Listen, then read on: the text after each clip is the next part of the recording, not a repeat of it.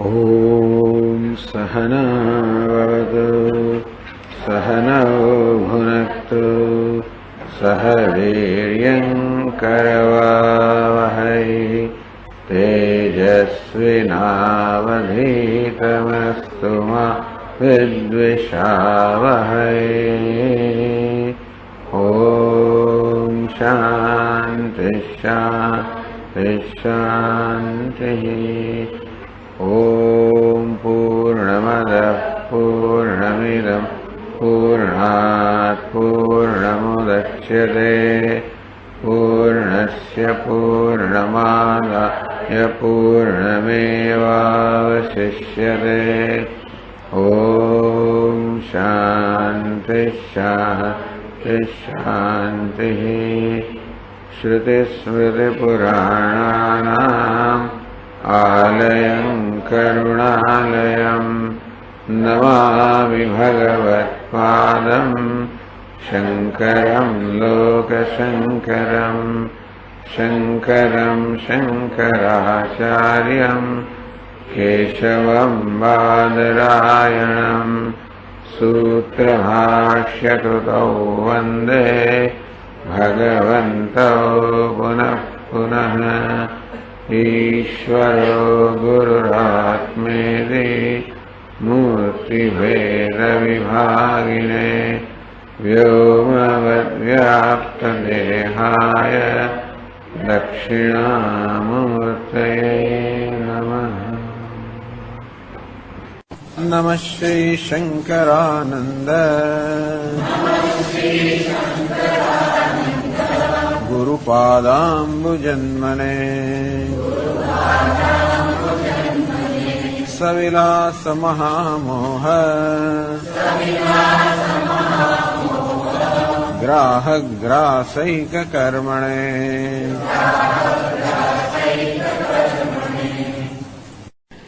पंचोत्तरमो श्लोक थी। विचारात् जायते बोधः अनिच्छायन्न निवर्तयेत् स्वोत्पत्तिमात्रात् संसारे दहत्यखिलसत्यताम् तावता कृतकृत्यः सन् नित्यतृप्तिमुपागतः जीवन्मुक्तिमनुप्राप्य प्रारब्धक्षयमीक्षते आप्तोपदेशं विश्वस्य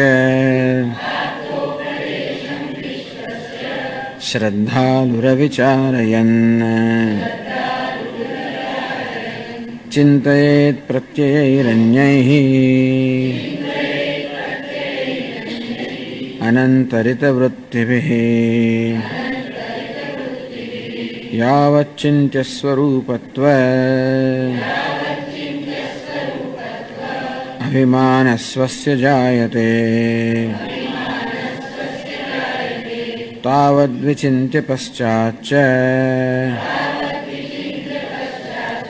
तथैवामृति धारयेत्। ब्रह्मचारी भिक्षमाणः युतः संवर्गविद्यया संवर्गरूपतां चित्ते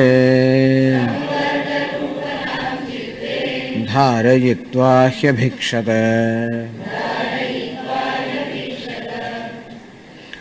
विचारात् जायते बोधः अनिच्छायं न निवर्तयेत्। उपासना ने ज्ञान ए બે વચ્ચે જે ભેદ છે એ ભેદની ચર્ચા કરી રહ્યા છે ગ્રંથકાર। બોધોપાસ્યો વિશેષઃ કહ ઇતિ ચેત। આ બોધ તથા જ્ઞાન ઉપાસના બે વચ્ચે શું ફેર છે જો આપ પૂછતા હો તો ઉચ્યતે સાંભળો શૃણુ। વસ્તુતંત્રો ભવેદ બોધઃ કર્તૃતંત્ર ઉપાસનમ। આ જ્ઞાન વસ્તુતંત્ર છે, ઉપાસના કર્તૃતંત્ર છે। અર્થાત જ્ઞાન એ જ્ઞાનના વિષય પર આધારિત છે, ઉપાસના ઉપાસના કરનાર વ્યક્તિ પર આધારિત છે। વિચારાત જાયતે બોધ અનિચ્છાયમ ન નિવર્તયેત. અજ્ઞાનનો સ્વભાવ છે કે એકવારનું પ્રમાણ વસ્તુ પ્રમાણતંત્રમ જ્ઞાનમ. વસ્તુ એટલે જ્ઞાનનો વિષય પણ હોય અને પ્રમાણ એને જાણવાનું આપણી પાસે સાધન હોય તો આપોઆપ જ્ઞાન ઉત્પન્ન થાય. એમાં જે જ્ઞાતા છે એને કોઈ સ્વતંત્રતા નથી, એમાં એને કંઈ કરવાનું હોતું નથી. કહેવાનો ભાવ એ છે સ્વતંત્ર એને કંઈ કરવાનું નથી હોતું. પણ આત્મજ્ઞાન માટે વિચારાત જાયતે બોધ. આત્મજ્ઞાન માટે વિચાર આવશ્યક છે, અન્વેષણ આવશ્યક છે. અનિચ્છાયમ ન નિવર્તયેત. અને એ પ્રકારે જ્યારે જ્ઞાન જન્મે ત્યારે આપણી ઈચ્છા હોય કે ન હોય એનું નિવારણ ન થઈ શકે.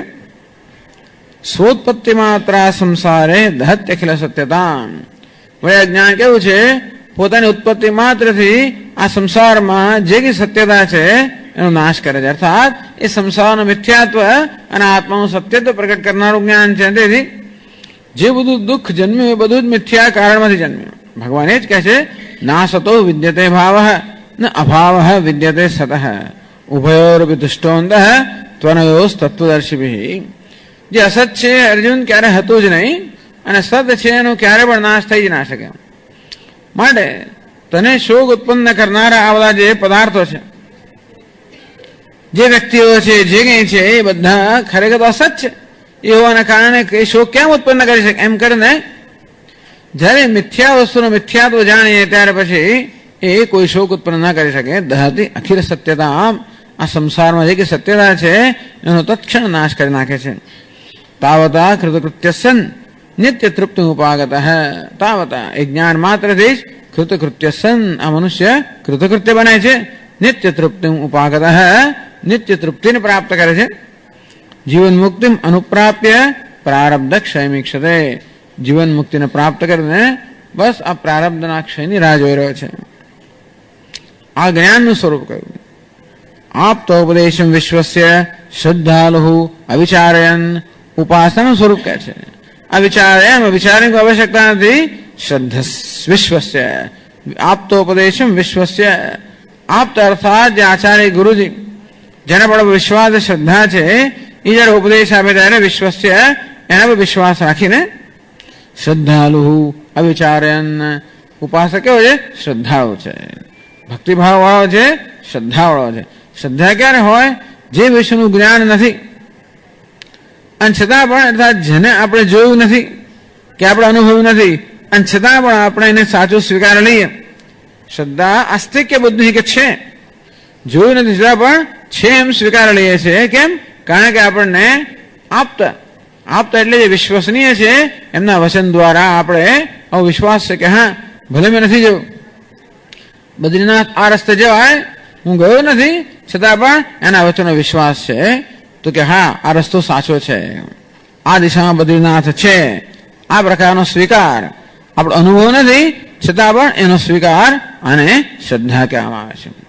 તો તેવી રીતે ઉપાસનાનો પણ વિષય મારો સાક્ષાત્કાર થયો નથી અને છતાં પણ એમ જે પ્રકારે સૂચના આપે છે એ પ્રકારે ઉપાસના કરવાના કારણે તો ઉપાસનાનો વિષય સત્ય છે અને એનો મને સાક્ષાત્કાર થાય આ પ્રકારનો વિશ્વાસથી. શ્રદ્ધાલુ ઉપાસનામાં પોતાનામાં શ્રદ્ધા અને આપતાના વાક્યમાં વિશ્વાસ બે વસ્તુ મહત્વની થઈ. એટલે આપણે પોતે વિચારની જરૂર નથી, આપણામાં જરૂર છે શ્રદ્ધાની અને આપતાના વાક્યમાં વિશ્વાસની. ચિંતયેત પ્રત્યય અન્યૈ અનંતર વૃત્તિભિ. બસ પછી જે આપણને ઉપાસના વિષય આપવામાં આવ્યો હોય એને બીજી કોઈ વૃત્તિને વશમાં લાવ્યા વગર બસ એ જ વૃત્તિથી પ્રવાહ જાળવી રાખો અને ઉપાસના કહે છે. ક્યાં સુધી? યાવત ચિંત્ય સ્વરૂપત્વ અભિમાન સ્વસ્ય જાયતે. ક્યાં સુધી આ પ્રકારે વૃત્તિનો પ્રવાહ જાળવી રાખો? જ્યાં સુધી જેનું ચિંતન થઈ રહ્યું છે, ઉપાસના કે ધ્યાન થઈ રહ્યું છે એની સાથે તાદાત્મ્ય ન થઈ જાય ત્યાં સુધી. તાવદ વિચિંત્ય પશ્ચાત તથૈવ આમૃતિ ધારે. તાવદ વિચિંત્ય આ પ્રકારે સતત એનું ધ્યાન કરતા કરતા તથૈવ આમૃતિ પછી જ્યાં સુધી મરણ ના થાય જીવંત છે ત્યાં સુધી બસ એ ધ્યાન કર્યા જ કરવું પડે. ઉપાસના એવું છે કે ચિંતયેત હંમેશા ચિંતન કરવું પડે કારણ કે એમાં કર્તૃતંત્રમ જે ધ્યાન કરનાર છે ધ્યાતા એના પ્રયત્ન પર આધારિત છે. માટે આપણે પ્રયત્ન કરીને એ વૃત્તિ જાળવવી પડે. સજાતે વૃત્તિ પ્રવાહ. તો આપણે કોઈ સગુણ બ્રહ્મનું, ભગવાનનું કોઈ સ્વરૂપનું કે નામનું કશાનું ધ્યાન કરવું હોય તો એ પ્રકારની વૃત્તિઓનો પ્રવાહ પ્રયત્નપૂર્વક જાળવી રાખવો પડે.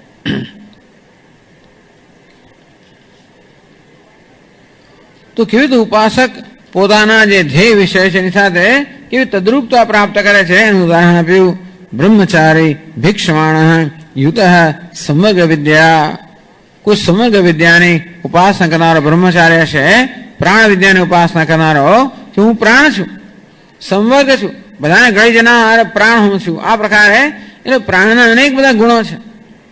પ્રાણના હિરણ્યગર્ભ અનેક ગુણો છે. એમાંનો એક ગુણ છે સંવર્ગ. આ બધાને ગળી જવું. તો જેવી રીતે આપણે સુષુપ્તિ ગાઢ નિદ્રામાં હોય ત્યારે પણ બધી ઇન્દ્રિયો, મન આ બધું લીન થઈ ગયું છે અને પ્રાણ જાગ્રત છે. એમ કહે કે પ્રાણે બધું પોતાનામાં સમાવી લીધું, બધું ગળી ગયો. તેમ સૂર્યનો ઉદય અસ્ત થાય ત્યારે પણ એ પ્રાણમાં વાયુમાં અસ્ત થઈ જાય, કે સૂર્યનો ઉદય થાય ત્યારે વાયુમાંથી ઉદય થતો હોય. આમ કરીને વાયુ જે છે એ સૂર્યને ગળી જાય, ચંદ્રને ગળી જાય, મનને ગળી જાય, વાણીને ગળી જાય, બધાને ગળી જાય.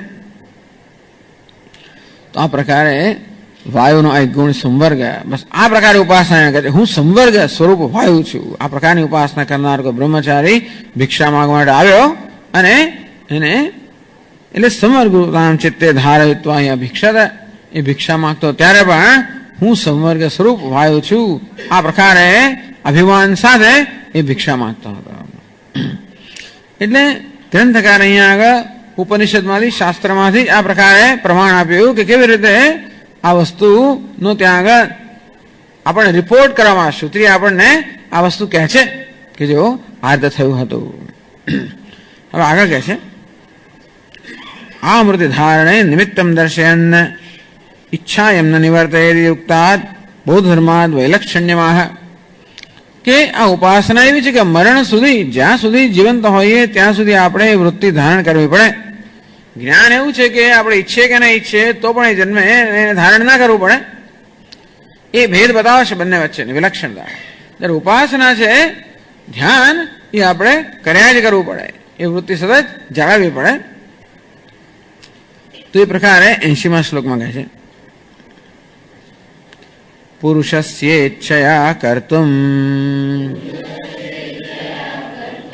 અકર્તુમ કર્તુમન્યથા શક્યોપાસ્તિરતો નિત્યમ કુર્યાત પ્રત્યય સંતતિમ. પુરુષસ્ય ઈચ્છયા. ઉપાસનામાં, ધ્યાનમાં પુરુષની ઈચ્છા. ઉપાસતે પુરુષસ્ય ઉપાસકસ્ય ઈચ્છયા. આ ઉપાસના કરવામાં આવે છે એ પુરુષ અર્થાત જે ઉપાસક છે એની ઈચ્છાથી કરવામાં આવે છે. કર્તુમ અકર્તુમ અન્યથા પ્રકારાંતરેણ વા કર્તુમ શક્ય. ટૂંકમાં ધ્યાન એને એની મરજી મુજબ કરી શકે. તો ધ્યાન કોનું કરવું, કેવી રીતે કરવું, આ બધું કરવામાં જે ધ્યાતા જે છે એ સ્વતંત્ર છે, એની મરજી એમાં ચાલે. કરતુમ બસ હું તો કૃષ્ણ ભગવાનનું ધ્યાન કરીશ, હું તો ગણેશનું ધ્યાન કરીશ, આ કરતુમ નહીં કરું, પેલું કરીશ ને પેલું નહીં કરું. અન્યથા આવા કરતુમ. અને તમે કોઈને જુદી રીતે પણ કરું. તમે કહો કે ગણેશજીની સૂંટ આવી બાજુ પણ હું તો જમણી બાજુ વાળાને કરીશ, ધારો કે ટૂંકમાં અન્યથા આવા કરતુમ શક્યમ. એટલે કારણ કે ધ્યાન કરનારને એમાં સ્વતંત્રતા છે. મારા મનમાં કયા પ્રકારનું ચિત્ર ઉત્પન્ન કરવું અને કયા પ્રકારની વૃત્તિનો પ્રવાહ જાળવી રાખો એ નક્કી કરનાર હું હોવાના કારણે ધ્યાનના વિષયમાં જે ધ્યાન કરનાર છે એની સ્વતંત્રતા છે. કરવું કે ન કરવું અને કરવું તો કઈ રીતે કરવું આ બધું નક્કી કરવાની સ્વતંત્રતા ધ્યાતામાં છે. જ્ઞાન કેવું છે? ઈચ્છાયમ ન નિવર્તયેત. જ્ઞાતા જે છે એની ઈચ્છા જ્ઞાન નિવારણ ન કરી શકે. દ્રષ્ટાંત આપેલું કે બસ રસ્તાથી પસાર થઈએ છીએ આપણે, ભલે આપણા સ્કૂટર પર હોઈએ પણ ચારે બાજુ જે બધા ઘોંઘાટો, ચારે બાજુ હોર્ન વાગ્યા જ કરતો હોય, વાગ્યા જ કરતો હોય. તમે ન સાંભળો તો સાંભળવું જ પડે. ધુમાડ આવ્યા જ કરતા હોય. ઈચ્છા હોય કે ન હોય તો તમારી આંખમાં જાય જ, તો આંખો બળે જ. એમાં આપણે ઈચ્છા એમ ન નિવર્તાય. જો આપણે ઈચ્છાથી આ જ્ઞાન નિવારણ થઈ જતું હોત તો આપણે બહુ સ્વતંત્ર થઈ ગયા. હું ઈચ્છું કે ભાઈ આ અત્યારે ધારો કે મારે શું ઊંઘી જવું આ ક્લાસમાં આવીને, તો પણ ના થાય. વારંવાર આવ્યા જ કરે, મારા કાન પર અથડાયા જ કરે અને મને જો એકદમ પછી મને જાગૃત કરે છે. ટૂંકમાં ઘણી વાર આપણે ઈચ્છે કે ભાઈ આ કકાટ થાય છે તો બંધ કરો, પેલા બોલ બોલ કરતા હોય બંધ કરો, અથવા મારે નથી સાંભળો, પણ સાંભળવું જ પડે. હું તો સંભળાવી જ રહીશ. ઘણા લોકો કહેતા હોય છે કે સાંભળવું પડશે, નહીં ચાલે, મારે નથી સાંભળવું જ પડશે, નહીં ચાલે. તેવું તો જો આપણે સ્વતંત્રતા હોત કે ભાઈ ભલે આ અવાજ હોય, ભલે મારા કાન હોય, તો એ કાનમાં પોમડા નાખ્યા વગર હું આ નથી સાંભળવા માંગતો, એવી સ્વતંત્રતા મને હોત. પણ જ્ઞાનમાં સ્વતંત્રતા નથી, પણ કર્મમાં સ્વતંત્ર, કોઈ પણ પ્રકારના કર્મમાં મારે કહેવું કે નહીં તો કે નહીં કહું. આપણે પૂછીએ કહેવાય તો કે નહીં કહું, કહેવું કે ના કહેવું સ્વતંત્રતા કહેનાર છે.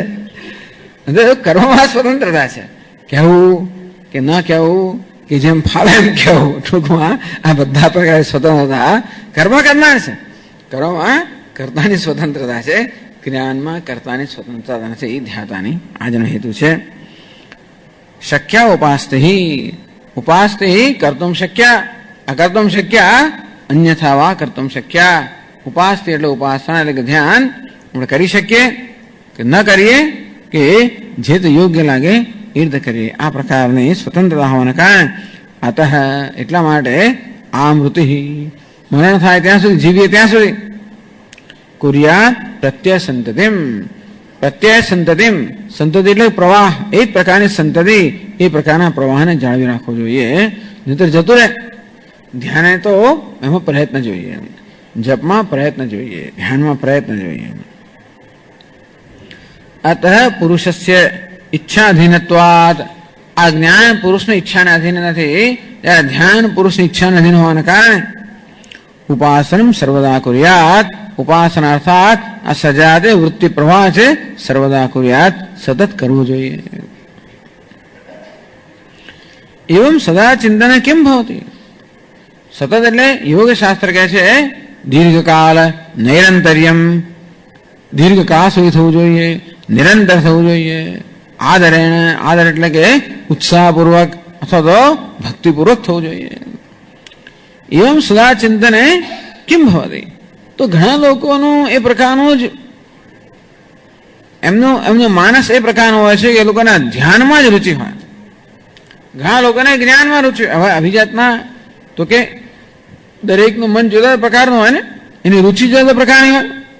ઘણા લોકોના ધ્યાનમાં રુચિ હોય, કર્મમાં રુચિ હોય, પ્રાણાયામમાં રુચિ હોય, આસનમાં રુચિ હોય, ધ્યાનમાં રુચિ હોય, આવી જ રુચિ હોય. ઘણા લોકોને જ્ઞાનમાં રુચિ હોય, એમને અન્વેષણમાં રુચિ હોય, વિચારમાં રુચિ હોય, ચિંતનમાં રુચિ હોય, આ પ્રકારની રુચિ હોય. આમ જુદા જુદા પ્રકારની રુચિવાળા સાધકો હોય છે.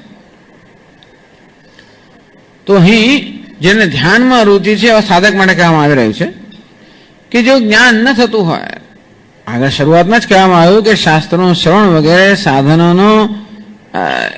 સાધનોનું અનુષ્ઠાન કરવા છતાં પણ જો જ્ઞાન ન થતું હોય તો ગ્રંથકાર કહે છે કે નિર્ગુણ બ્રહ્મનું પણ ધ્યાન થઈ શકે. આમ તો હંમેશા ધ્યાન માટે સગુણ બ્રહ્મ જ પ્રસિદ્ધ છે, પણ આ પ્રકરણમાં ગ્રંથકાર કહે છે કે નિર્ગુણ કે નિર્વિશેષ કે નિરુપાધિક બ્રહ્મનું પણ ધ્યાન થઈ શકે. એવમ સદા ચિંતન કિમ ભવતી. આ પ્રકારે દીર્ઘકાળ નિરંતર આદર સહિત જયારે ચિંતન કરવામાં આવે તો શું થાય એ વાત 81મા શ્લોકમાં કહે છે. વેદાધ્યાય્ય પ્રમત્તઃ અધીતે સ્વપ્નેધિવાસતઃ જપિતા તુ જપત્યેવ તથા ધ્યાતાપિ વાસયેદ. વેદાધ્યાય અપ્રમત્તઃ અધિતે સ્વપ્ને અધિવાસતઃ જપિતા તુ જપતિ એવ તથા ધ્યાતાપિ ધ્યાયેત વાસયેત. તો કહ્યું કે આ એક ને એક જ વસ્તુ વારંવાર સતત કરવાને કારણે આપણામાં એ પ્રકારની વાસના ઉત્પન્ન થાય, એ પ્રકારનું વલણ ઉત્પન્ન થાય, એ પ્રકારના સંસ્કાર ઉત્પન્ન થાય. તો વાસના એ કહેવાય કે જે પ્રયત્ન વગર થાય, એટલે કે જે અપ્રમત્ત વેદાધ્યાય, સતત વેદનું અધ્યયન કરનાર, વેદનું પઠન કરનાર. ઘણા આવો શોખ હોય છે, બસ વેદના મંત્રોનું પઠન કર્યા જ કરે. પૂર્વ સૂક્તનું, શ્રી સૂક્તનું, આ સૂક્તનું, પેલા સૂક્તનું, જાત જાતના બધા બસ પઠન કર્યા જ કરે. આનંદ ના આવે અને ઉચ્ચારણ કર્યા જ કરે. આ પ્રમત્તા કોઈ પ્રકારના પ્રમાદ વગર, આળસ વગર, પ્રમાદ વગર. પ્રમાદ એટલે જે કરવાનું હોય ન કરીએ, બીજું કે આડો અવળો કર્યા કરીએ, એવા કોઈ પ્રકારના પ્રમાદ વગર, એટલે કે કોઈ પ્રકારની અસાવધાની વગર. આ પ્રમત્તસ્થ, આ પ્રમદ એટલે કે ધ્યાન એકદમ જાગ્રત છે. આ માણસ કેવો છે? જાગ્રત છે, સાવધાન છે. આમ સાવધાનીપૂર્વક, જાગરૂકતાપૂર્વક વેદાધ્યાય. વેદના અધ્યયન અમે એવું છે ને, જયારે છોકરાઓ નાના હોય ને ભણતા હોય ત્યારે એ લોકો પાસે 13, 15 કલાક આ લોકો કામ કરાવતા હોય છે. બાળક 8 વર્ષની ઉંમરે પાઠશાળામાં ગયો, લગભગ 15 વર્ષ ત્યાં આખો વેદ એને કંઠસ્થ થઈ જાય. એવું ક્યારે થાય? એક પંડિતજી મને કે એના પોતાના દીકરાને વેદ શીખવાડતા હતા કે સ્વામીજી આ 13 કલાક આટલું બાળક હતું, 12-13 વર્ષનો હતો. આમ અહીંથી આવી વાળવા શેવ કરી નાખેલા, મુંડન કરેલું, મૂડી ચોટલી, બહુ સુંદર દેખાય બાળકો. પાછા કપાળ પર ત્રિપુંડ હોય, આવી રીતનો બાળક તેજસ્વી દેખાય. સ્વામીજી આ 14 કે 15 વર્ષનો થયો, આખો યજુર્વેદ કંઠસ્થ છે. છેલ્લા 7 વર્ષથી 13 કલાક આ પઠન કરે છે, અધ્યયન કરે છે. બસ સવારથી અપ્રમત્ત વેદાધ્યાય. આ પ્રકારે કોઈ પ્રકારના પ્રમાદ વગર, જાગૃતતાથી, સાવધાનીથી આ પ્રકારે વેદનું અધ્યયન કરનાર. અધીતે સ્વપ્ને અધિવાસત સદા અધ્યયનશીલ, સદા અધ્યયન કરનાર. અધિવાસત દૃઢ વાસના, એ પ્રકારની વાસના ઉત્પન્ન થાય. બધા લોકો, જે કોઈ લોકો, તમને બધાને અનુભવ હશે, જે કંઈ નવું આપણે શીખવાનો પ્રયત્ન કરી રહ્યા હોય અને વારંવાર રટન કરતા હોય, એ તો ઘણી વાર સવારે ઉઠીએ ત્યારે રટન ચાલતું હોય છે. રુદ્રમ રટન ચાલે, સવારમાં ચાલે કરતો, ઉઠીએ ત્યારથી ચાલુ થાય. અધિવાસત એ પ્રકારની વાસના. વાસના એટલે એ પ્રકારના સંસ્કાર, એ પ્રકારનું વલણ, મનનો એ પ્રકારનો સ્વભાવ થઈ જાય. તો જે વસ્તુ આપણે પ્રયત્નપૂર્વક કરીએ અને વારંવાર દોહરાવ્યા કરીએ, તો છેવટે આપણા મનનો સ્વભાવ છે કે જે વસ્તુ વારંવાર થતી હોય પછી એનો એવો સ્વભાવ થઈ જાય કે એ પ્રયત્ન વગર, આપણા કહ્યા વગર જ કરવા માંડે. તો આપણા કહ્યા વગર જયારે કોઈ કામ થાય, કશું થાય, સમજવું કે એનું કારણ છે વાસના. ઘણું વર્તન આપણું આ પ્રકારનું થતું હોય છે. અમુક પ્રકારનું વર્તન આપણે કરવાની ટેવ પડી ગઈ હોય, અમુક વસ્તુ બોલવાની ટેવ પડી, અમુક કંઈક એવી ટેવ પડી ગઈ હોય, એટલે કે અમુક પ્રસંગ ઉભો થાય ને અમુક વર્તવાની ટેવ પડી ગઈ હોય, તો કોઈ પ્રકારના પ્રયત્ન વગર જ એવો પ્રસંગ ઉભો થાય એટલે એ પ્રકાર આપણે વર્તાઈ જ જાય. અમુક પ્રકારનો વ્યવહાર આપણે કરવામાં આવે એટલે અમુક વસ્તુ થઈ જ જાય. એટલે અમુક પ્રકારની એવી ટેવો પડી ગઈ છે ને વારંવાર થતું હોય, તો પછી આપણે, આપણું મન આપણી પછી પરવાનગી માંગવાની ના છે. બસ એનું નામ છે વાસના. વાસના અર્થાત કોઈ પ્રકારના પ્રયત્ન વગર, પૂર્વ સંસ્કારના કારણે આપોઆપ જ જે પ્રકારની વૃત્તિ મનમાં ઉઠે અને આપણી પાસે એ વૃત્તિ, એ પ્રમાણે કર્મ કરાવે, એનું નામ છે વાસના. એ વૃત્તિ ઉઠે. અધિવાસત દૃઢ વાસના. આ પ્રકારે વેદ અધ્યાયની દ્રઢ વાસના થઈ હોવાના કારણે સ્વપ્ને અધિવાસત અધીતે. આ વેદનું અધ્યયન કરનાર સ્વપ્નમાં પણ પેલી દ્રઢ વાસનાને કારણે બસ એનું જપ, એનું અધ્યયન ચાલુ જ છે, વેદ પઠન ચાલુ જ છે સ્વપ્નમાં પણ. જપિતાતુ. આ પ્રકારે ઘણા લોકોને જપ કરવાનો ખૂબ રુચિ હોય છે. બસ સતત જપ કર્યા જ કરે. અધિવાસત દૃઢ વાસના. તો મનમાં એની વાસના, એ પ્રકારનું વલણ, એ પ્રકારની ટેવ પડી જાય. સ્વપ્નાદિશુ અધ્યયનમ જપમ વા કરોતી. સ્વપ્નાદિશુ, સ્વપ્ન વગેરેમાં. આ સ્વપ્ન વગેરે એટલે શું? તો કે મૂર્છા બધા વગેરે, એવી બધી બીજી અવસ્થાઓ પણ, એવી અવસ્થાઓ મનની જેમાં આપણી કોઈ સ્વતંત્રતા નથી હોતી. આ સ્વપ્નનું દૃષ્ટાંત આપવામાં આવ્યું કે સ્વપ્નના રચવામાં, કે સ્વપ્નમાં જે વ્યવહાર થાય છે તે આપોઆપ જ થતો હોય છે. જાગ્રત અવસ્થાના અનુભવોને કારણે જે સંસ્કાર આપણા મનમાં પડ્યા હોય, એ સંસ્કારને કારણે સ્વપ્નની રચના થતી હોય છે અને સ્વપ્નનો અનુભવ થતો હોય છે. સ્વપ્નના અનુભવમાં આપણે કોઈ સ્વતંત્રતા નથી હોતી.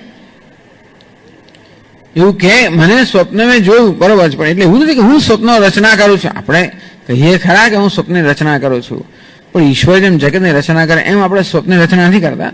ઈશ્વર તો સો કામના હતા, ઈશ્વરે કામના કરી અને જેમ કામના જન્મે એમ રચના થાય. આપણામાં જે કામના જન્મે પણ એ કામના જ્યાદા જન્મ દેવો છે કે મારા સંકલ્પ થઈને જન્મ છે. પણ જરૂર સ્વપ્નમાં પણ કામમ કામમ પુરુષો નિર્મિમાણ, જે પ્રકારની કામના જન્મે એ પ્રકારે નિર્માણ થતું હોય. એ કામના જન્મવાનું હું તે વખતે નક્કી નથી કરતો, એ નક્કી કરે છે મારી વાસનાઓ, એ નક્કી કરતી હોય છે. ટૂંકમાં સ્વપ્ન જે છે એ અનુભવ આખો જે છે એ વાસનાને કારણે, મારે મનમાં એટલે વાસનાઓ જ આ સ્વપ્ન જગતનું નિર્માણ કરે છે અને એને કારણે આપણને સ્વપ્નનો અનુભવ થતો હોય છે. એટલે કે છે તથા ધ્યાતા વિવાસેત એવમ ઉપાસકો બી, આ પ્રકારે જે ઉપાસક છે, ધ્યાતા છે, એને પણ એટલું સતત કર્યા કરવું જોઈએ.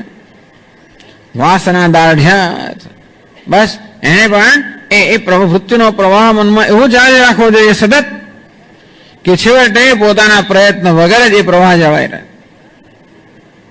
પોતાના પ્રયત્ન વગર એ પ્રકારનો પ્રવાહ જળવાઈ રહે ત્યાં સુધી એને પ્રયત્ન કરવો જોઈએ.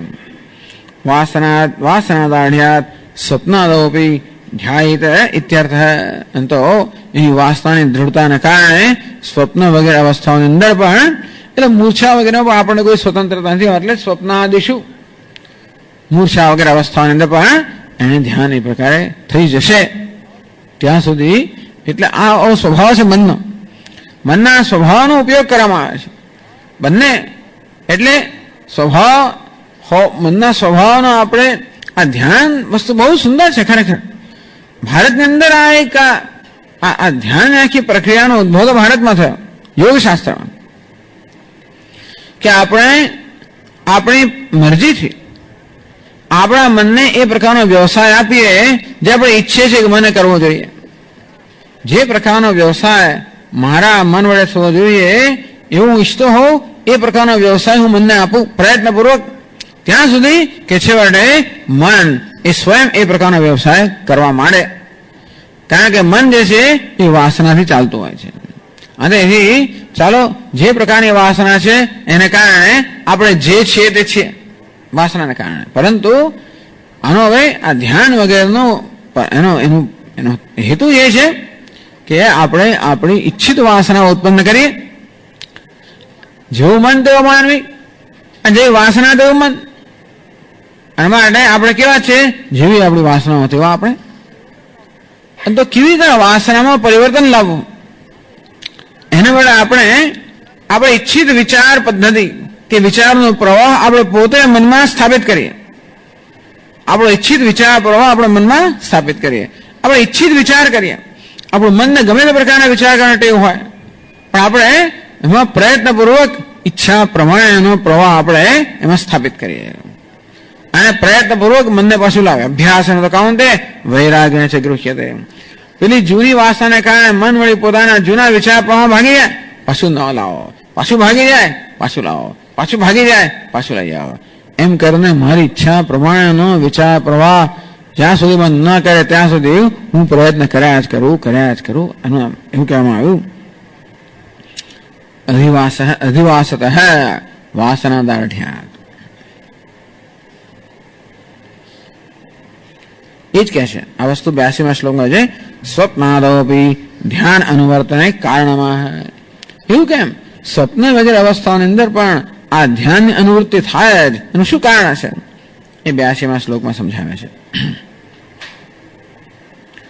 વિરોધિ પ્રત્યયમ ત્યક્ત્વા નૈરંતર્યેણ ભાવયન લભતે વાસના વેશાત સ્વપ્નાદાવપી ભાવના.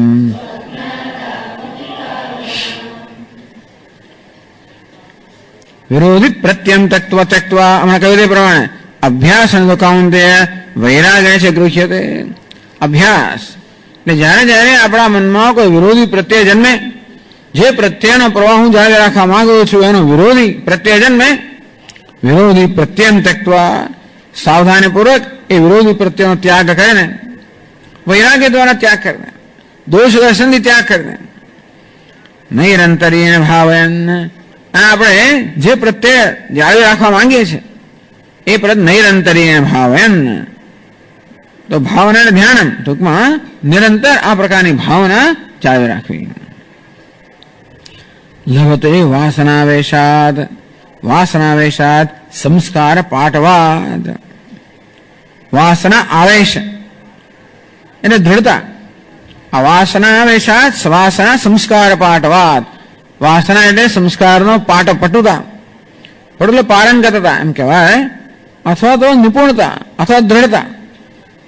તો આ વાસનાની દ્રઢતાને કારણે, વાસનાની નિપુણતાને કારણે કે વાસનાની પટુતાને કારણે સ્વપ્નાદો ભાઈ ભાવના, ભાવના ધ્યાન, આ સ્વપ્ન વગેરે અવસ્થાની અંદર પણ આ ધ્યાન થતું હોય છે. આમ ગ્રંથકાર કહે છે કે કારણ કે જાગ્રત અવસ્થામાં બધો પુરુષાર્થ જાગ્રત અવસ્થામાં જ થાય, સ્વપ્નમાં કોઈ નવો પુરુષાર્થ ન થાય. સુષુપ્તિમાં તો કશું થાય જ નહીં, પણ સ્વપ્નમાં આપણે ઘણું બધું કરતા હોઈએ છીએ, તો કે નવો પુરુષાર્થ નથી હોતો. જે પુરુષાર્થ કર્યા હોય છે એનું જ માત્ર ત્યાં આગળ તો અનુકરણ હોય છે કે અનુસ્મરણ હોય છે. જાગ્રત અવસ્થામાં જ પુરુષાર્થ થાય.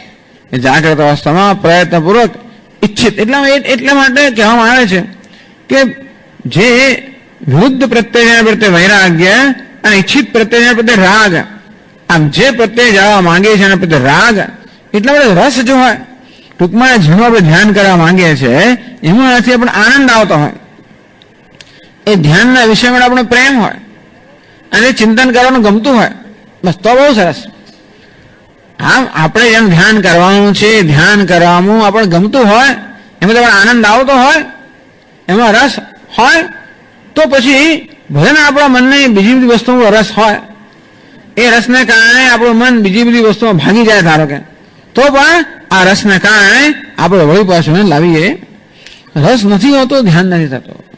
કોઈ માનસિક પ્રવૃત્તિ ત્યારે થાય જ્યારે જે કરવા માંગીએ છીએ એમાં રસ હોય. જપ કરવા માંગતા હોઈએ એ તો પણ ત્યારે થાય જ્યારે આપણે જપમાં રસ હોય, અર્થાત એ જપ કરવામાં આનંદ આવતો હોય.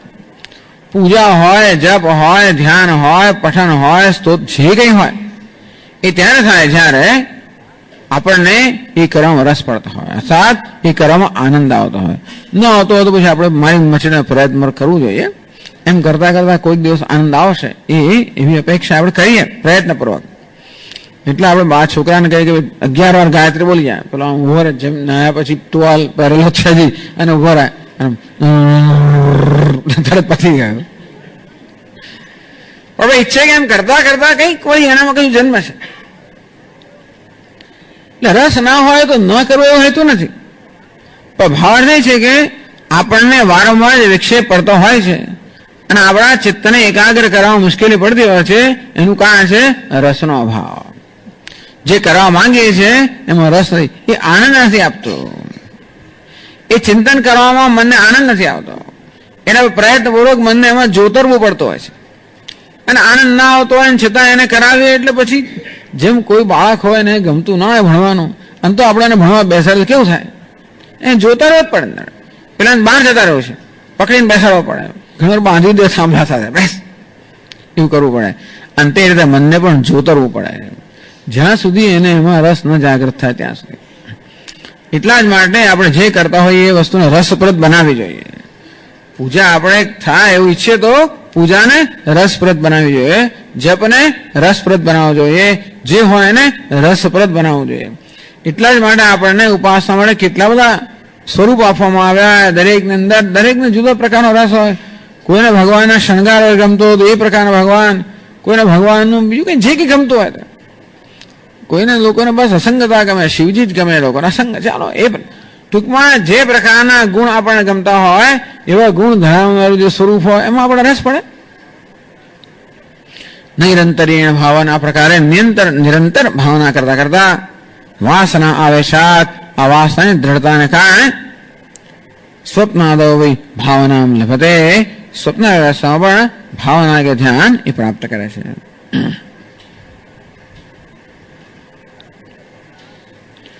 નનુ પ્રારબ્ધ કર્મવશાત વિષયાન અનુભવતઃ કથમ નૈરંતર્ય ભાવના સિદ્ધિ. પ્રશ્ન એ થયો કે આ કે અમારે એકલું ઓછું કરવાનું છે સ્વામીજી, અમારે તો બીજું બહુ કરવાનું છે. પછી રસોઈ કોણ કરશે, ઘણી જવાબદારી કોણ સંભાળશે, નોકરી કોણ કરશે, વ્યવહાર કોણ કરશે. આપ કહો આખો દિવસ આ કર્યા જ કરો, પણ ક્યાંથી કરીએ?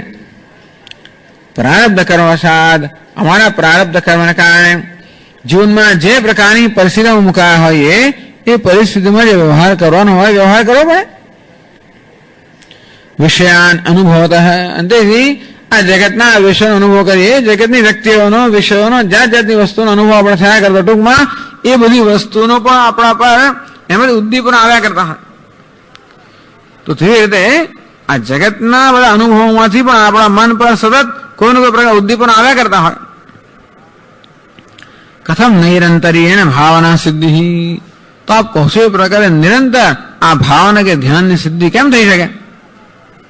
તો બીજું બધા જયારે આ પ્રકારના આપણા પર ઉદ્દીપન આવ્યા કરતા હોય, બીજા પ્રકારના પ્રભાવ આવ્યા કરતા હોય, તો પછી કેવી રીતે આપણે આને સતત જાળવી શકીએ? તો વ્યવહાર કરતા કરતા ધ્યાન કેમ થઈ શકે? પ્રશ્ન એ થયો કે અમારે બીજો વ્યવહાર, આવશ્યક વ્યવહાર તો કરવો જ પડે. ચાલો જાજો વ્યવહાર ન કરીએ તોય પણ જે કે ભિક્ષાટન કરો, જે કે કરવાનો આવશ્યક વ્યવહાર તો કરવો પડે. અને તે વખતે આપ કહો છો એ પ્રમાણે સતત ધ્યાન કેવી રીતે થાય? ઇતિ આશંક્ય આસ્થા અતિશય સતી. અતિશય આસ્થા હોય, અતિશય શ્રદ્ધા હોય અથવા અતિશય રસ હોય, જેમાં જેનું ધ્યાન કરવાનું કહ્યું પ્રમાણે કોઈ પણ પ્રવૃત્તિ કરવાનું મન ત્યારે મનને ગમે જ્યારે એને એમાં રસ પડતો હોય. ઘરનું કામ કરવા પેલું બોલાવીએ, પેલે રોટલી વણ માં કે દીકરીને થન થન શરૂ થઈ જાય. ન ગમતું હોય તો પછી જે નૃત્ય શરૂ થઈ જાય ત્યાં આગળ નથી ગમતું. જયારે કોઈને ગમતું હોય ત્યારે આ સામે ચાલીને આવે, મમ્મી મને રોટલી કરવા નહીં કરવા દો, મને 4 રોટલી કરવા દો, હું ખાઈ, કોણ ખાશે તાર રોટલી? હું ખાઈશ, ચાલો એને કરવી છે. એટલે એવા પણ હોય છે. તો જેને રોટલી ના કરવી બીજું કરવું ગમતું હશે, નથી કશું કરવું ના ગમે નથી, કશું દરેક ને કંઈ ને કંઈ કરવું તો ગમતું હોય એવું માની લઈએ આપણે. એટલે કે કંઈક તો રસ હોય, પણ જે કાર્યમાં રસ નથી હોતો એ કાર્ય કરવાનું કેવું આપણને લાગે છે, કેવો આપણો બોજો આવી ગયો હોય, માથે ભાર પડ્યો હોય, એવું થતું હોય છે. જ્યારે જે વસ્તુ આપણે કરવાની ગમતી હોય એ કરવામાં થાક પણ નથી લાગતો. કોને કહ્યા વગર આપણે કરીએ, સામે ચાલીને સાયકલ મળી, સાયકલ ચલાવવામાં એવો આનંદ આવે કે સામે ચાલીને મમ્મી પાસે જાય, મમ્મી દહીં લઈ આવ, દૂધ લઈ આવ, શાક લઈ આવ. પહેલા અહીંથી ત્યાં ના જાય, હવે બધે જવા તૈયાર છે. કેમ? એને દૂધ દહીંમાં રસ નથી, સાયકલમાં રસ છે. આમ રસ જયારે હોય જે કર્મમાં, એ કર્મ કરવા આપણું મન ઈચ્છે. આપણું મન તો એક જ વસ્તુ છે. બુદ્ધિ ભલે બધા વિચાર કરે ને બધું સમજે, સમજ એ બુદ્ધિને તૃપ્તિ આપનારી છે, પણ રસ એ મનને તૃપ્તિ આપનારો છે. સમજ છે ને બુદ્ધિને આનંદ થાય, નવીની સમજ પ્રાપ્ત થાય, નવીની દ્રષ્ટિ પ્રાપ્ત થાય, બુદ્ધિને આનંદ આવે. પણ મનને ક્યારે આનંદ આવે? કે રસ મળે ત્યારે, તો રસાસ્વાદ જયારે થતો હોય ત્યારે. એટલે આ બુદ્ધિને આનંદ આપનારું છે. પેલું કીર્તન વગેરે થતું હોય શું છે? એ પેલા રસાસ્વાદ ઉત્પન્ન કરનારું છે સુખમાં. એટલે પછી ઘણો સંઘર્ષ થતો હોય કે હા કરું, પેલું કરું, શું ના કરું. પણ આ મન કેવું છે? હંમેશાને રસ જોઈએ. કથમ નૈરંતર્યેણ ભાવના સિદ્ધિ, નિરંતર ભાવનાની ધ્યાનની સિદ્ધિ કેમ થઈ શકે? ઇતિ આશંક્ય આસ્થા અતિશય સતી. તો જેનું ધ્યાન કરવાનું છે એમાં અત્યંત આસ્થા હોય, શ્રદ્ધા હોય કે ભાવના હોય, એથી વધીને ક્યાં તો આસ્થા એટલે અત્યંત પૂજ્ય ભાવ હોય, એનું અત્યંત મહત્વ હોય.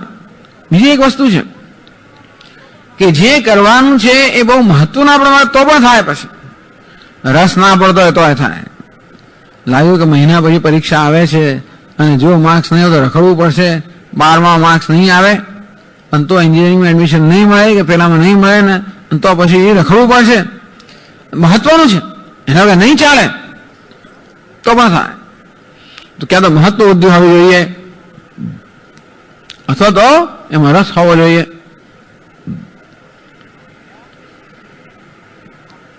આસ્થા અતિશય સતી.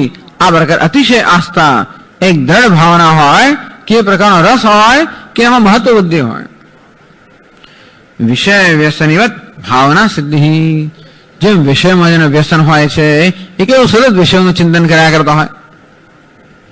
આમ રાત્રે 9 વાગે સ્વામીજી સોમથી ગુરુવાર 9 વાગે રાત્રે કોણ બનેગા કરોડપતિ, આમ સાંજ પડે ને માન વિચાર કર્યા જોયા કરતો ઘડિયાળ સામે કે ક્યારે 9 વાગે ક્યારે 9 વાગે. હવે એનો તો મને અનુભવ નથી, પણ અનુભવની વાત કરતો ઉત્તરાયણ પતંગ, ઉત્તરાયણ દિવસ સવારમાં પતંગ ચડાવવાના કે પતંગ પકડવાના જે કે રસ હોય તે, આખી રાત ઊંઘ જ ના આવે. અને જો સમયસર નહીં જાગો થોડા પતંગ પેલો લઈ જશે ને પકડી જશે એવું પણ થાય. 4 વાગે ઉઠી જાઓ ને આકાશીમાં ઝંડો લઈને ઉભા રહી જાઓ કે જે હોય તે. કોઈને પતંગ કાપવા વાળા હોય, પકડવા વાળા હોય, ચડાવવા વાળા હોય, જે હોય તે, પણ એ વસ્તુ આનંદ આપનારી હોય એ માટે ઉત્સાહ. તો કેવી રીતે આપોઆપ જ આપણું મન બીજા બધા વસ્તુને છોડીને કેવું ચિંતન કરતો હોય. તો આવી રીતે વિષય વ્યસનીવત, આ વિષયનું વ્યસન છે. પતંગ ચડાવવાનું વ્યસન 1 મહિના સુધી. શું થયું આ કાળો કેમ થઈ ગયો? સ્વામી મહિનાથી અગાશીમાં જ છે, ધાબા પર છે, 1 મહિનાથી કાળો મેષ થઈ ગયો. પછી આખું વર્ષ ઘસ ઘસ કરતા પાછો 1 મહિના ધાબા પર જાય. પતંગમાં રસ હોય, ફટાકડામાં રસ હોય, જેમાં રસ હોય એમાં. તો ટેલિવિઝનમાં રસ હોય, કમ્પ્યુટરમાં રસ હોય, ઇન્ટરનેટમાં રસ હોય, રમત ગમતમાં રસ હોય, ભણવામાં રસ હોય. વિષય વ્યસનીવત ભાવના સિદ્ધિ સ્યાત. તો અત્યારે જે ભાવના મનમાં છે એ પણ આને કારણે જ છે. અત્યારે આપણું મન આપણા પ્રયત્ન વગર ઘણી વસ્તુનો વિચાર કરતું હોય છે. આપોઆપ વિચાર લાગી જતો હોય જે વસ્તુને માટે મહત્વની હોય તે, અથવા જેને આનંદ આપનારી હોય તે. અને તે રીતે આ ધ્યાનનો વિષય પણ મહત્વ બને કે આનંદ આપનારો બને તો જરૂર એનું ધ્યાન થઈ શકે. એ કહે છે ભુંજાનોપી નિજારબ્ધમ આસ્થાતિશયતો નિશમ ધ્યાતુમ શક્તો ન સંદેહ વિષય વ્યસની યથા. ભુંજાનોપી આમ બીજા બધા વિષયનો અનુભવ કરતો હોય, ટૂંકમાં બીજો વ્યવહાર કરતો હોય. ભુંજાન એટલે પ્રારબ્ધ ભુંજાન, પ્રારબ્ધને ભોગવતો હોય ત્યારે, અર્થાત પ્રારબ્ધ વશાત જે કે વ્યવહાર પોતે કરવાની જરૂર હોય એ પ્રકારનો વ્યવહાર કરતો હોય ત્યારે પણ નિજારબ્ધમ ભુંજાનોપી એ જ કરો. નિજારબ્ધમ ભુંજાનોપી નિજ આરબ્ધમ નિજ પ્રારબ્ધમ પોતાના પ્રારબ્ધને ભોગવતો હોય ત્યારે, અર્થાત પ્રારબ્ધ વશાત જે જાત જાતના અનુભવ હોય એ અનુભવ કરતો હોય ત્યારે પણ આસ્થા અતિશયત, આસ્થા અતિશય ખૂબ આસ્થા હોવાને કારણે, ખૂબ પેલી શ્રદ્ધા હોવાને કારણે, કે ખૂબ રસ હોવાને કારણે, કે ખૂબ મહત્વ શ્રદ્ધા, ખૂબ મહત્વ બુદ્ધિ છે કે આ તો મહત્વનું છે જ, આ તો કરવું જ જોઈએ. સ્વામી મારે ફરી જન્મવું જ નથી, બસ ફરી મારે આ દેહ ન જોઈએ. ઘણા લોકો બહુ એકદમ દ્રઢતાપૂર્વક કહેતા હોય છે એમને તો આ વૈરાગ્ય પૂરો જ થયું, આવી જ ગયો છે. જન્મ મૃત્યુ જરા વ્યાધિ દુઃખ દોષાનું દર્શનમ. આ જન્મ મૃત્યુ જરા વ્યાધિ અને દુઃખનું અનુદર્શનને કારણે મનમાં એવી જાતની એક બસ દ્રઢ લાગણી થઈ ગઈ કે સ્વામી ફરી તો જન્મવું નથી જ, ફરી ક્યારે ના જન્માય, આ કરો તો ફરી નહીં જન્માય, બસ કરીએ. ટૂંકમાં એ વસ્તુ મહત્વ, ફરી નથી જન્મવું મહત્વનું છે. અથવા બસ મારે તો કોઈ પણ રીતે કૃષ્ણ ભગવાનનો સાક્ષાત્કાર કરવો જ છે, મારે તો ગોલોકમાં જવું જ છે. દ્રઢ આસ્થા, આસ્થા અતિશય, અત્યંત આસ્થા છે, ભગવાનના ધામમાં જવું છે, બસ એ પ્રકારની આસ્થા. આસ્થા અતિશય આવી જાતની આસ્થા હોય કોઈ રીતે, ટૂંકમાં કંઈક ધ્યેય જીવનમાં ખાવું પીવું રખડ્યા કરો, નાતે કર્યા કરો, બરોબર છે, પાછું બતાવે છે જીવનમાં કંઈક ધ્યેય છે. મત કર્મકૃત મત પરમ મત ભક્ત સંગવર્જિત નિર્વૈર સર્વભૂતેષુ યસ મામેદિ પાંડવ. ભગવાન કહે છે કોણ મને પ્રાપ્ત કરે? મત કર્મકૃત, જે કર્મ કરતો હોય એ મારે જ માટે કરે. મત પરમ, જેના જીવનમાં ધ્યેય કહું છું, હું જેનું ધ્યેય છું. મત કર્મકૃત મત પરમ મત ભક્ત, પ્રેમ પણ કોને કરે છે? મને જ કરે છે. સંગ વર્જિત, બીજી કોઈ જગ્યાએ આસક્તિ રાખતો નથી. નિર્વૈર, કોઈ વેર વૈર કરતો નથી. યસ સમામેધિ પાંડવ. એટલે આ પ્રકારનું આવી તત્પરતા, શ્રદ્ધાવાન લભતે જ્ઞાનમ તત્પર સંયતેન્દ્રિય. આ શ્રદ્ધાની સાથે આવે તત્પરતા. તત્પરતા એટલે એમાં જ આપણે એમાં જ રત હોઈએ. તો આસ્થા અતિશયત, આ પ્રકાર આસ્થાની, શ્રદ્ધાની, ભાવનાની અતિશયતા હોય, નિશ્ચયની દ્રઢતા હોય, એ વસ્તુનું મૂલ્ય હોય. બસ એ જ મારે સૌથી મૂલ્યવાન વસ્તુ છે, એ જ મારે જેનું ધ્યેય છે, અને કોઈ પણ હિસાબે એ ધ્યેય મારે પ્રાપ્ત કરવું જ છે. આ પ્રકારની બહુ જ સ્પષ્ટતા છે, દ્રઢતા છે. અને તો પછી જરૂર, અને આપણે કહીએ આસ્થા અતિશય, આસ્થાની અતિશયતા. અનિશમ ધ્યાતુમ શક્ત. અને તો પછી અનિશમ એટલે સતતમ, સતત ધ્યાતુમ શક્ત, તો સતત એનું ધ્યાન કરવાની શક્યતા છે. શક્ત ન સંદેહ, કોઈ પ્રકારનો સંદેહ નથી. કેમ? તો એને દ્રષ્ટાંત આવે છે. વિષય વ્યસની યથા, જેમ વિષયનું વ્યસન રાખનારો હોય, એ કેવું સતત પેલા વિષયનું ધ્યાન કર્યા જ કરતો હોય, એનું મન ચિંતન કર્યા જ કરતું હોય. બધો વ્યવહાર કરે ત્યારે પણ ચિંતન તો એ જ ચાલ્યા કરતો હોય. લોકો ઘણી વાર ઓફિસમાં કામ કરતા હોય છતાં ચિંતનમાં આમ ભલે આમ પેલું કામ થાય ખરું, પણ અંદર પાછું બીજું કંઈ ચાલ્યા કરતો હોય.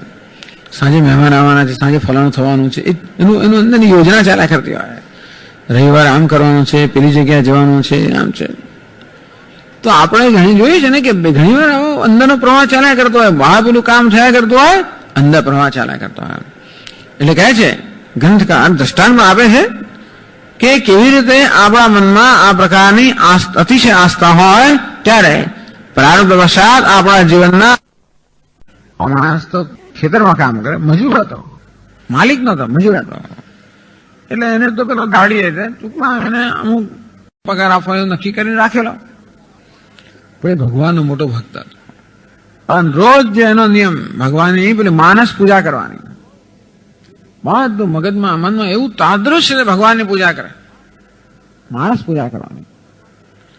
પછી પૂજા કરે એટલે પેલું ખેતરનું કામ અટકી જાય, પેલું જોતરતો અટકી જાય, એવું થઈ જાય ઘણી વાર. પેલાની અંદર લાગી ગયો ત્યારે તો કોઈ કે માલિકને ફરિયાદ કરે કે કેવો મજૂર તમે રાખ્યો છે, કામ કરતો નથી બરાબર. માલિક ધુઆ ફુઆ થતો આવ્યો અને જોયો તો પેલાનું પેલો ઉભો જ રહી ગયો હતો, એની આંખો બંધ હતી. માલિક ગુસ્સે થઈ ગયો, જોરથી ધક્કો માર્યો પાછળથી એનું ધ્યાન દોરવા માટે. તો એકદમ શું થયું ખબર છે? કહે છે કે ગરમ ગરમ કઢીની પેલું શું કહેવાય, એક પાત્ર એ પડ્યું, પેલા નીચે પડ્યું. તો અરે ઘડી ક્યાં છે? પેલા આશ્ચર્ય થયું, આ શું થયું?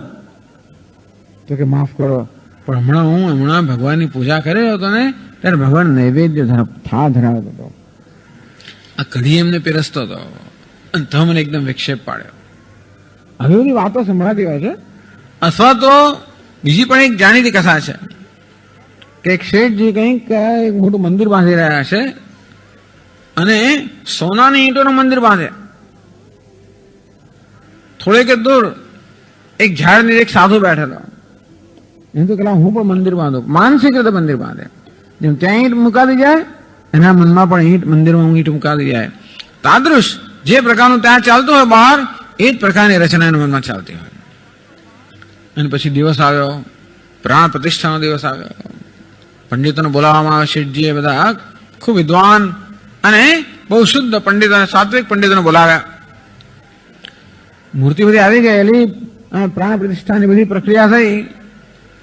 પંડિતો કહે કે શેઠજી કઈ ગડબડ છે ખરી, અમે બધો પ્રયત્ન કરીએ પણ કોઈક રીતે આ વિગ્રહમાં પ્રાણ નથી આવતા, મૂર્તિમાં પ્રાણ નથી આવતા. શેઠજી કે એવું કેમ થાય? એમાંના પછી કોઈક પંડિત હશે, ધ્યાન કરીને જોયું કે હા, જો શેઠજી અત્યારે જયારે આપણા મંદિરમાં પ્રાણ પ્રતિષ્ઠા થઈ રહી છે, એ વખતે ત્યાં દૂર પેલો સાધુ બેઠો છે ને એના મંદિરમાં પ્રાણ પ્રતિષ્ઠા થઈ રહી છે, ભગવાન ત્યાં જતા રહ્યા છે. અને એટલા માટે અત્યારે આપણે પ્રતિષ્ઠા કરીએ છીએ ત્યારે ભગવાન આવતા નથી. શેઠજી કઈ વાંધો નહીં, તમે તમારો મંત્રોચ્ચાર કર્યા કરો, એની પૂરી થાય પછી ભગવાન આવશે. આવી બધી કથાઓ આપણે સાંભળીએ. ટૂંકમાં ધ્યાન મગ્નતા આ પ્રકારની છે, જ્યારે જે વિષયનું ધ્યાન કરવાનું હોય એમાં એટલી બધી એકાગ્રતા આવે, એમાં એટલો રસ હોય એટલી શ્રદ્ધા હોય, એટલી આસ્થા હોય. આ બધી વસ્તુઓ જ્ઞાન માટે એટલી જરૂરી નથી જેટલી ધ્યાન માટે જરૂરી છે. જો કે આ બધા દ્રષ્ટાંત જે આપ્યા એ તો સગુણ બ્રહ્માના ધ્યાનમાં આપ્યા, પણ એ બધી વસ્તુઓ અમારે લાગુ પડે જ છે. વિષય વ્યસની યથા, અહીં તો વિષયના જે આપણો રોજબરોજ અનુભવ છે એનું દ્રષ્ટાંત આપે છે કે વિષયમાં વ્યસન ધરાવનારો માણસ કેવું સતત ભલે બહારથી વ્યવહાર કરતો હોય તો પણ જે વિષયમાં પૂરેપૂરો રસ છે એનું ધ્યાન કર્યા કરતો હોય તેવી રીતે એનું એવું દ્રષ્ટાંત આપે છે. અત્યારના સંદર્ભમાં થોડું વિચિત્ર દ્રષ્ટાંત છે, પણ ગ્રંથકાર એ જૂના જવાનું દ્રષ્ટાંત આપે. પરવ્યસની નારી વ્યગ્રાપી ગૃહ કર્મણી તદૈવાસ્વાદયત્યંતઃ પરસંગરસાયનમ.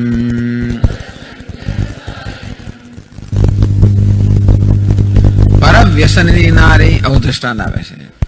કોઈ સ્ત્રી હોય એને પરપુરુષમાં વ્યસન છે એવી કલ્પના કરો. પરવ્યસની નારી વ્યગ્રાપી ગૃહ કર્મણી, પોતાના ઘરની અંદર કર્મ કરે છે, બધું એ કર્મમાં વ્યગ્ર છે, પરંતુ તદેવ આસ્વાદયતિ અંતઃ પરસંગ રસાયનમ, પુરુષના સંગને કારણે જે આનંદ જન્મતો હોય એને જ મનમાં એ ધ્યાન કર્યા કરતી હોય, ભલે ઘરની અંદર પોતાનો વ્યવહાર કરતી હોય ત્યારે પણ આવું અંદરથી એવું ધ્યાન ચાલ્યા કરતું હોય તો ઘરના વ્યવહારમાં વિક્ષેપ ના પડે. તો 55 શ્લોકમાં કહે છે પરસંગમ સ્વાદયંત્યાહ અપિ નો ગૃહ કર્મ તત કુંઠી ભવેદપિ ત્વેતત આપાતે નૈવ વર્તતે.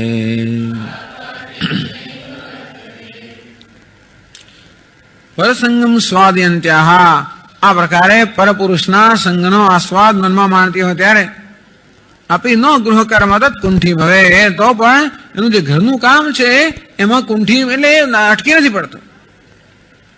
આપી તો એ તદ આપાતે નહીં વર્તતે, બસ આપાતે ને સ્વભાવે ને, ટૂંકમાં એનું મોટાભાગનું મન તો પેલા રસની અંદર જ છે, પણ મનનો એક અંશ છે ને આ કામમાં છે. તેનો ભાવ એ છે કે એ જેમ તેમ બધું કામ કરતી હોય છે, કામ થાય પણ કેવું આપાત એના સ્વભાવથી જ થતું હોય, એટલે એના પહેલા સ્વભાવ થઈ ગયો ને કામ કરવાનો, એને કારણે આપોઆપ જ હાથ પગ કે મનનો એક અંશ એ પ્રકારે કામ કર્યા કરતા હોય, પણ એનું એમાં ચિત્ત ના હોય, ચિત્ત બીજે હોય. તેનો ભાવ એ છે કે ચિત્ત બીજે હોય તો પણ આપણે આપણી ટેવને કારણે કર્યા કરતા હોઈએ છીએ. ઘણી વાર જો એ લોકોને કામ કરતા જે કંઈ મનમાં ચાલતું હોય, આ તો દ્રષ્ટાંત આપ્યું, ઘણી વાર જોઈએ ને આમ લોકો કોઈ વાસણ માંજતું હોય, કપડાં ધોતું હોય, રસોડામાં કામ કરતું હોય, કચરો વાળતું હોય, ઓફિસમાં કામ કરતું હોય, જાત જાતનું થતું હોય. આપણે પોતે જ જાણીએ છીએ કે કેવી રીતે આપણું ધ્યાન બીજે હોય છે અને આપણાથી કામ થયા કરતું હોય છે. આમ બ્રશ થઈ જાય, સ્નાન થઈ જાય, કપડાં પહેરાઈ જાય, ચા પણ પીવાઈ જાય, કદાચ ચાલતા ચાલતા બસ સ્ટેન્ડ પર પહોંચી જવાય, ઓફિસમાં પહોંચી, બધું થાય. એ પેલી રોજની ટેવ પ્રમાણે આપોઆપ જ થઈ જાય. આપણું મન બીજે ક્યાંક હોય, આમ આપણે બે ધ્યાન હોઈએ તો પણ પેલી ટેવ પ્રમાણે કામ થતું હોય એ તો આપણે જાણીએ છીએ. તો તેવી જ રીતે એટલે કહેવાનો ભાવ એ છે કે આમ બે વસ્તુ સાથે થઈ શકે. આપણું મન એક જગ્યાએ હોય અને છતાં કામ બીજી જગ્યાએ થતું હોય, હા પછી એ બરોબર ના થાય પણ થાય ખરું, એમાં બહુ ભલી વાર ના આવે એ વાત જુદી છે. પછી એમાં મીઠું રહી જાય એવું બને શક્ય છે. આ મન જ્યારે બીજે હોય ત્યારે ઘણી વાર આવું કોઈ પણ કામમાં આવું થતું હોય છે. મન જ્યારે બીજો હોય ત્યારે એ કામમાં ક્યારેક ક્યારેક પછી એવું કારણ કે આપણા મનને એક અંશથી જ કામ થતું હોય, એમાં આપણું પૂરેપૂરું ધ્યાન ના હોય. તેથી કચરો વાળ્યો તો પછી પેલા જોવા આવે કે કચરો ખૂણા ખાંચરા પેલા બધા રહી જ ગયા હોય, તો કારણ કે ઝાડુ વળાતું હોય અને એની પછી બધી જગ્યાએ ધ્યાન ના હોય, એનું ધ્યાન બીજે હોય. આમ કચરો વાળતી વખતે, કપડાં ધોતી વખતે વાસણ પેલું ન ચાલુ હોય, પેલું ચાલુ હોય અને આમ ઘણી અટકી પડતા હોય, આમ ઘણી એવું થતું હોય. એટલે પણ કહે છે કે અહીં દ્રષ્ટાંત એ આપે છે કે આપણું ધ્યાન બીજે હોય તો પણ બહારથી વ્યવહાર થઈ શકે ખરો. આપાતે નહીં વર્તતે, આપાત એટલે શું? માત્ર સ્વભાવથી, ટેવથી, અડધું પડતું, જેમ તેમ કોઈ પ્રકારના આપણા વિચારપૂર્વકના પ્રયત્ન વગર વસ્તુ થાય, ટેવથી થાય. પહેલા જે ટેવ પડી ગયો એ ટેવ પ્રમાણે વ્યવહાર થયા કરતો હોય, મન આપણું બીજા કશા ધ્યાનમાં હોય ત્યારે એ બીજી રીતે સમજાવે છે 86મા શ્લોકમાં. ગૃહકૃત્ય વ્યસનિની યથા સમ્યક કરોતિ તત પરવ્યસનિની તદ્વત ન કરોત્યેવ સર્વથા. ત્યારે ગૃહકૃત્ય વ્યસનિની, જેને ઘર કામનું વ્યસન છે, તો ઘર કામ કરવામાં જેને વ્યસન છે, ઘર કામ કરવામાં આનંદ છે, એવી પણ સ્ત્રીઓ હોય છે જેમને ઘરકામમાં આનંદ આવતો હોય. બધું આમ એકદમ વ્યવસ્થિત હોય, એક એક વસ્તુ ઘરની અંદર જોયું તો આમ ક્યાંય કચરો ના હોય, કોઈ ઝાડુ ના બાજુ, કશું હોય જ નહીં. કોઈ વસ્તુ એની અસ્થાને ના હોય, બધી વસ્તુ પોતાના યોગ્ય સ્થાને હોય.